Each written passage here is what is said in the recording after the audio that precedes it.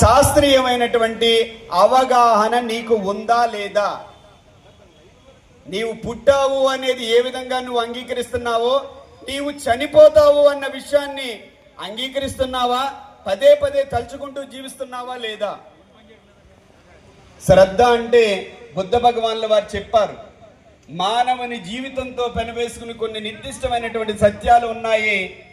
నేను నిర్దేశించినటువంటి ఆ లక్ష్యానికి అనుగుణంగా నీ యొక్క జీవన మార్గం ఉండాలి అంటే నీవు మానవ జీవితంతో, నీ జీవితంతో పెనవేసుకున్నటువంటి ఆ సత్యాలను నీవు అంగీకరించి జీవించాలి.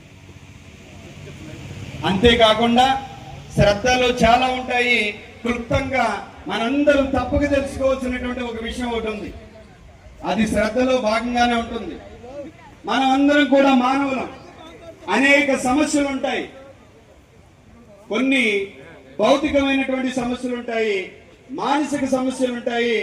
బుద్ధ భగవాన్ల వారు మనకి చెప్పారు, ఉపాసకులారా, సమస్యను పరిష్కరించుకునే క్రమంలో ఒక స్ట్రాటజీ అనేది ఉండాలి. నువ్వు స్మార్ట్ వర్క్ చేయాలి తప్ప ఇష్టానుసారంగా చేయకూడదు. నా మాట వినండి. ఏం చెప్పారు? సమస్యలు చాలా ఉన్నాయా? భౌతిక సమస్యలు ఉంటాయి. భౌతిక సమస్యలు 1,000,000 ఉన్నట్లయితే దానికి మూలం ఎక్కడ ఉంటుంది అంటే మానసికంగా ఉంటుంది. 1,000,000 సమస్యలకి మానసిక మూలాలు చేయకండి అని చెప్పారు. అందువల్ల వారు చెప్పింది ఏంటయ్యా అంటే ఆధ్యాత్మిక దుఃఖం మీద ఫోకస్ పెట్టండి, ఆధ్యాత్మిక మూలాల మీద ఫోకస్ పెట్టండి.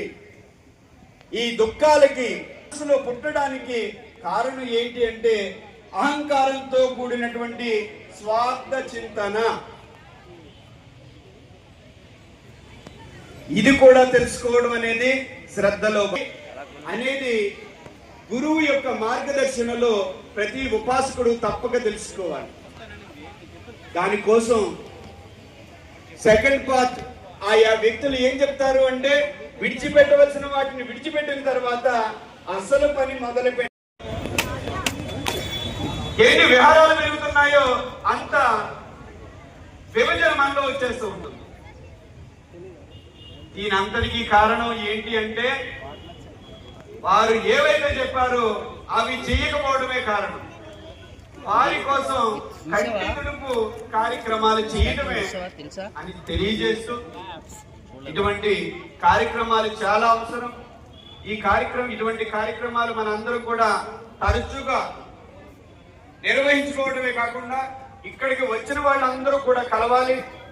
బౌద్ధం ద్వారా మనందరం కూడా సంఘటితం కావాలి. మనం అందరం కూడా పెద్ద పెద్ద కార్యక్రమాలు చేయాలి. మనం అందరం కూడా అందరూ బౌద్ధాన్ని ఆచరించేటువంటి ఏర్పాట్లు మనం తప్పనిసరిగా చేయాలి.